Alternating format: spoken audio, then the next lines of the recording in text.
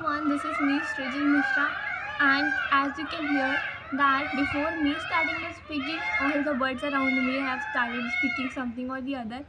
Anyways, let's get started with today's documentation. I know it has been so dark and पता है आज मुझे बहुत सारी बातें बतानी थी बट सोचते सोचते शाम हो गई है. Now I think it would not be that good to document today because फिर वीडियो क्वालिटी अच्छी नहीं आएगी.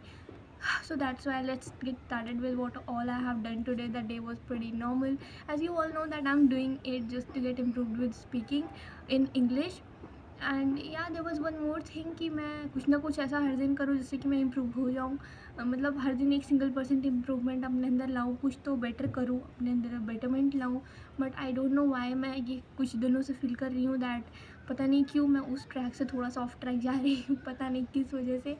इट इज़ लिटरली थोड़ी सी दुख की बात, बट फिर भी मैं हंस रही हूँ इस बात पे. But no issues. अभी भी हमारे पास कुछ दिन हैं. There is something going around in my mind जिसके ऊपर भी मैं काम करने के लिए सोच रही थी. There is actually a surprise for you all. I wish कि आपको बहुत ही अच्छा लगेगा वो. एंड ठीक ही है यार, कोई बात नहीं है. हर दिन आई नो कि सेम नहीं होता है. कई बार हम थोड़ा सा इधर उधर हो जाते हैं, but no issues will again go back, like again come back on the track. और आई थिंक आज हमारा ग्रिड ऑन है. ओके, अच्छी चीज़ है. सो या स्टार्टिंग विद टुडेज डॉक्यूमेंटेशन. मैं थोड़ा सा सैड थी इस बात को लेके ना कि कैसे मतलब लोगों को Microsoft and all of that में जॉब लग जाती है, कैसे उन लोग को इतना सब पता होता है and all of that stuff. Then I watched जल्दी मैं एक और क्रिएटर से मिली हूँ इन द सेंस कि मुझे उनका जो कंटेंट था वो मुझे सजेस्ट हुआ था, तो मैंने वो देखा था. He was actually Nishant Chahar. I think उनका नाम मैं सही बोल रही हूँ, निशांत चहर ही उनका नाम है. और उनको लिटरली मैंने अभी रिसेंट में एक ब्लॉग टाइप का देखा था ईशान शर्मा का. I am pretty certain you guys be aware of him. अगर आप नहीं हो तो आप उनको देख सकते हो.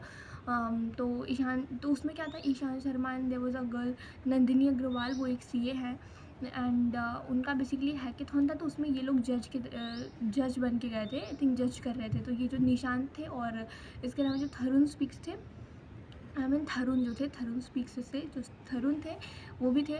तो सारे लोग आई थिंक एक टाइम पे या थोड़ा सा 1-2 साल आगे पीछे करके इंजीनियरिंग के ही स्टूडेंट्स रहे थे. तो इसलिए दे हैव अ कनेक्शन. तो वो गए थे उनके और हैकेथॉन था बेसिकली. ईशान और नंदिनी ने हैकेथॉन कंडक्ट करा था, तो उसमें ये लोग गए थे. तो वहाँ पे फिर मैंने उन लोग को देखा था. उससे पहले भी मैं निशांत को जो जानती थी क्योंकि उससे कुछ दिन पहले मुझे उनका कॉन्टेंट सजेस्ट हुआ था. तो अभी जब मैंने उनका देखा ना आज, तो मैं वैसे ही देख रही थी कैसे मैं एक्चुअली थोड़ा सा टेंस थी कि मैं क्या कर रही हूँ, कैसे क्या करना होता है. तो मैंने उनका एक रिज्यूमे का ब्रेकडाउन वाला वीडियो देखा था. आई गॉट टू लर्न कि अच्छा कैसे कैसे होता है रिज्यूमे में सेलेक्ट होने के लिए क्या क्या एक्चुअली में होना चाहिए. Because I am actually first year college student. मैं भी CSIT की ही स्टूडेंट हूँ. अभी तो का क्या मतलब है, मतलब हूँ. So it's that. सो वही सारी चीज़ें थी यार कि फ़र्स्ट ईयर निकल गया. और पता है तो वो जो अपनी स्टोरी बता रहे थे ना कि कैसे वो सिलेक्ट हुए थे, तो मतलब मैं तो यही सोच रही थी कैसे उनको इतना सब पता होता है. एंड आई फील कि मुझे को तो कुछ भी नहीं आ रहा है अभी तक.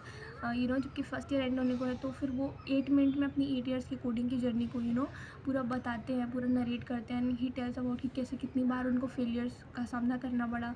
और मतलब काफ़ी ज़्यादा हार्ट टचिंग टाइप की स्टोरी लगी मुझे तो. और मैं काफ़ी ज़्यादा उनकी स्टोरी से रिलेट भी कर पा रही थी. उसमें उन्होंने अपनी गलतियों को भी ब्रेक डाउन किया कि क्या क्या उन्होंने गलतियाँ की हुई थी, कैसे उनका भी फर्स्ट ईयर में कुछ नहीं हुआ था, सेकेंड ईयर में वो सीरियस हुए थे. तो ऐसी चीज़ें, मतलब मेनली सीरियस होकर उन्होंने सेकेंड ईयर में काम करना स्टार्ट कर दिया था, समथिंग लाइक दैट. तो वो सारी चीज़ें ही देखी थी मैंने. हाँ, स्टार्टिंग तो मेरी बहुत अच्छे से हुई थी आज यार पढ़ने के लिए कि मैं मतलब मुझे लगा था मैं बहुत सारा कर दूँगी.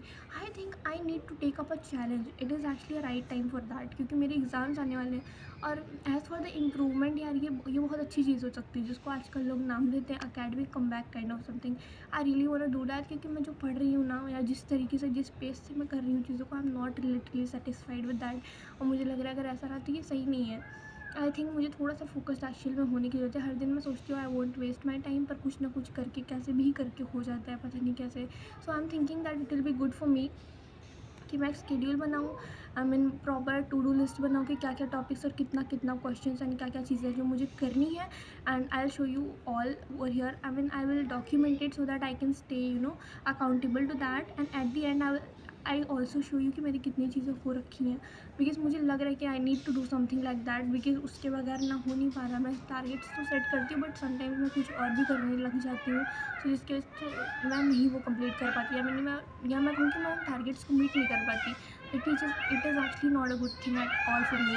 सो आई थिंक बचे हुए चैलेंज के दिनों में I think I need to try this. और आज आई थिंक डे 87 है, या तो 86 या फिर 87 है आज, most probably it is 87। So I really want कि मैं ये चीज़ करूँ यार। आई विश कि ये चीज़ काम कर जाए मेरे लिए। मैंने ऐसा कोई चैलेंज अभी तक किया नहीं है, but I think it is going to be a kind of fun, और ये बहुत ही अच्छा होगा। आई थिंक काफ़ी टाइम के बाद आई मीन अगर मैं सीरियसली अपनी पढ़ाई के ऊपर ध्यान दूँगी तो, बिकॉज जब से मैं कॉलेज में आई हूँ ना, मतलब हर दिन कई बार मतलब बहुत ही ज़्यादा ऐसे बोझ टाइप का रहा है।